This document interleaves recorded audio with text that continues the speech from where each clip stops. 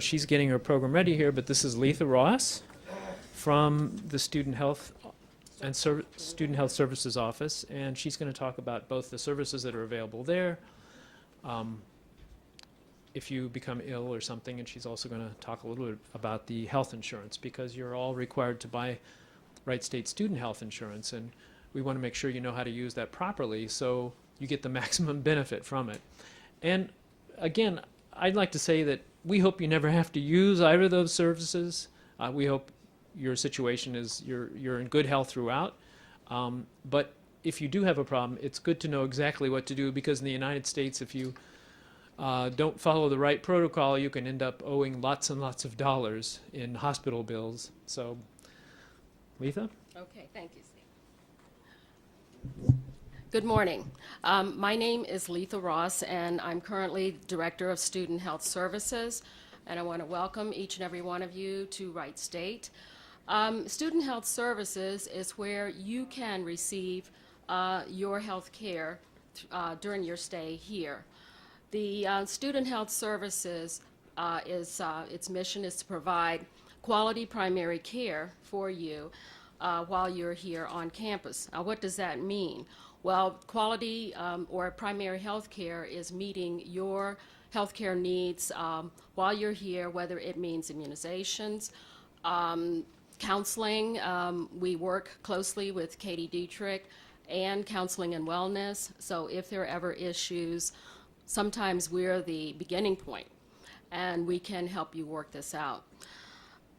The staff consists of nurse practitioners that are available during the week. There's one full-time, myself, and then there are 3 part-time nurse practitioners.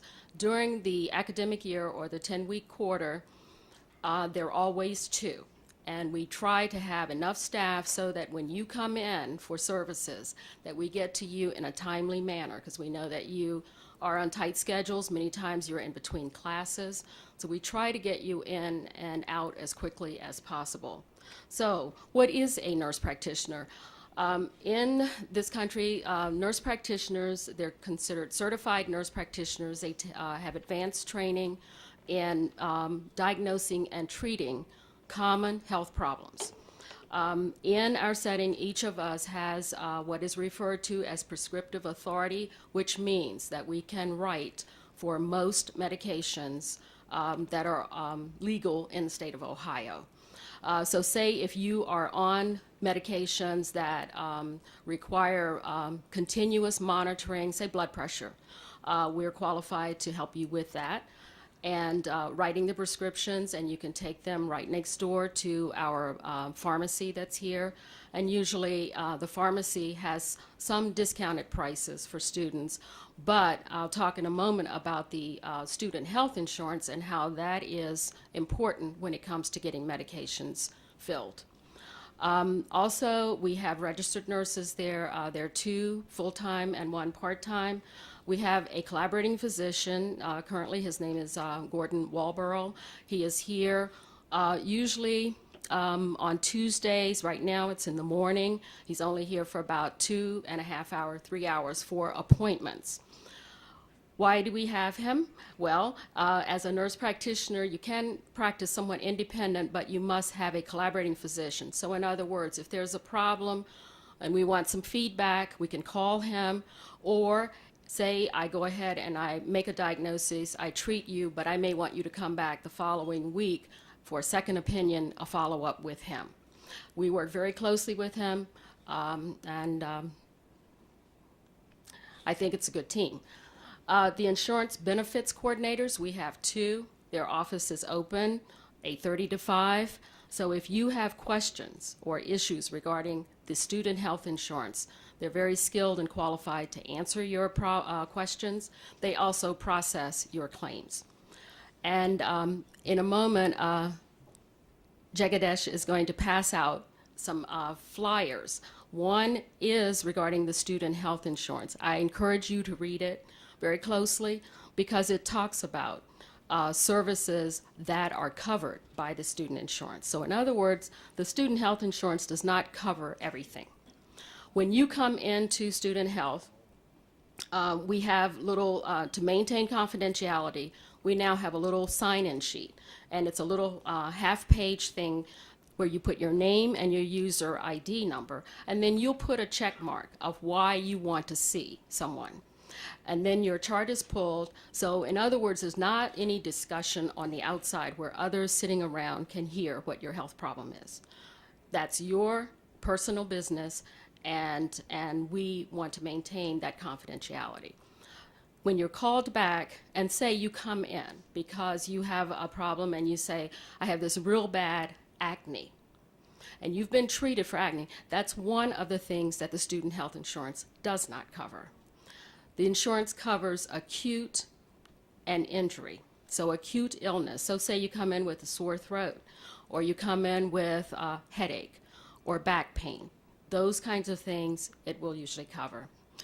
So I encourage you to read that. The other thing is, say if you decide that at night you have a sore throat and you call for, this is extraordinary, but you call 911 because you don't have transportation. Student insurance will not cover any of that because it's not considered injury. Okay? So be very careful when you look at the policy and you read, and if you have any questions, don't hesitate to call and speak to one of the benefits coordinators, because I've found that sometimes students get in trouble with that, as you mentioned. You know, they'll go ahead and they'll go to an emergency room, or they'll call an ambulance, and it's not an emergency. Okay. At the front, when I talked about you coming in, you will be greeted by the office personnel, and they're also very helpful and skilled in answering some of your questions. We're located right downstairs, University Hall, Student Union 0151, and our hours. I want to talk about that. The brochure that Jagadesh is going to pass out, it has actually, those were printed last year. This year we changed some of the policy so that we could meet more of your healthcare needs. During the 10-week quarter, we are open 8:30 to 5 around the clock. So it used to be that we closed at lunchtime. Not now. We stay open through lunch. We stagger our lunch hours. So that may be very convenient for some of you when you want to just swing by and have some tests done, or you don't feel well and you need some immediate care. During break, so like during this last long break, we took our last walk-in at 11:30 because there was only one nurse practitioner, me. So because of that, we can't just meet all of the needs. I guess I could be without lunch for a while, but so during breaks, the hours do change. In that flyer that he's going to pass out, it does not really speak to that. So I just want you to know that while you're in class and during the regular quarter, we're open from 8:30 to 5, Monday through Friday only. So there's no one here after 5, and there's no one here on the weekend. There's no one that takes call. So our physician does not take call on the weekend. So if you have a really serious illness, that is when you would want to maybe have a roommate or someone you know maybe take you to an urgent care. And on our website, there are locations listed of where you could go. Appointments, I put that there. There's certain times you need an appointment. Otherwise, it's walk-in. So these specific things are, say, if you need a health physical, a women's annual exam, a man's, say, annual exam, or if you are required to have allergy shots. Those require appointments. And if it's, you know, something you want to ask a question about before you come in, do I need an appointment? Just call. What do we need from you? Well, I think all of you have probably completed a health history questionnaire, and that is this form that says on the bottom, it talks about tuberculosis screening. There are certain immunizations that are required of all students that live on campus.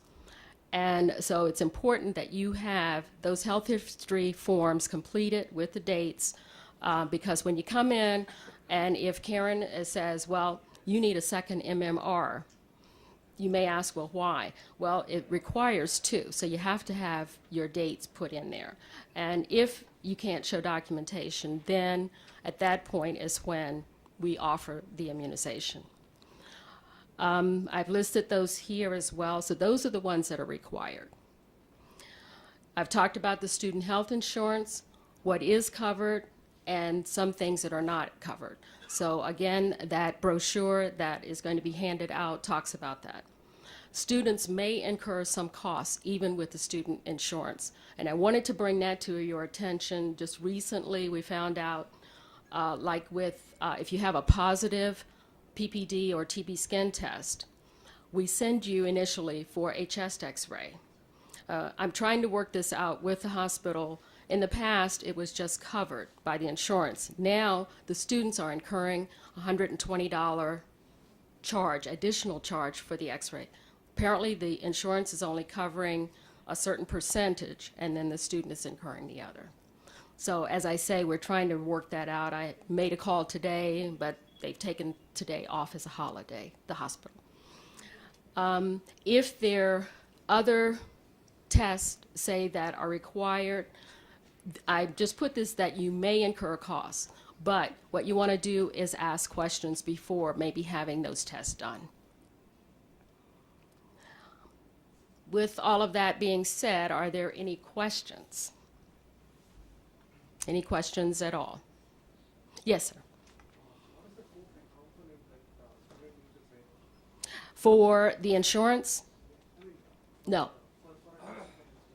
For a visit? Oh, for a test. So say if you come in and you have sore throat, the student insurance will cover the visit, and we always do a rapid strep throat, a swab. It will cover all of that. So there wouldn't be any charge. But say if you came in and you had like an acne and you really wanted somebody to see you and you wanted to be treated, the charge would be the office visit of $50 because the student insurance does not cover that. But for the most part, most of the visits of when you come into the clinic, it will cover. It does not cover immunizations, if I'm correct. I think it covers the TB skin test, but not like MMR. Any other questions? Yes, sir. I could not hear you. Did you say you have insurance from? Okay. Is that like embassy? No?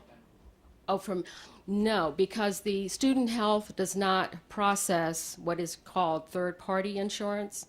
So like some students here, they may have insurance under their parent, like Anthem or Blue Cross. We do not process. So what happens is we give the student a copy of their bill, a receipt, and then they can submit that to their insurance company and get reimbursed. Or the insurance, that insurance would pay for it. Okay? If the question is, as a Wright State international student, do I have to buy Wright State health insurance? The answer is yes. Yes. Mm-hmm. You can have other insurance in addition to that if you would like, but you cannot get out of the requirement Of having. to buy the Wright State health insurance. Yeah.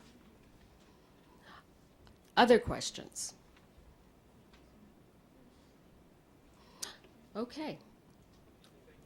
Thank you. And as I say, welcome. And if you have any questions at all, there is a business card that lists our direct phone number and email. So you can either call us or send an email. Best of luck. Thank you.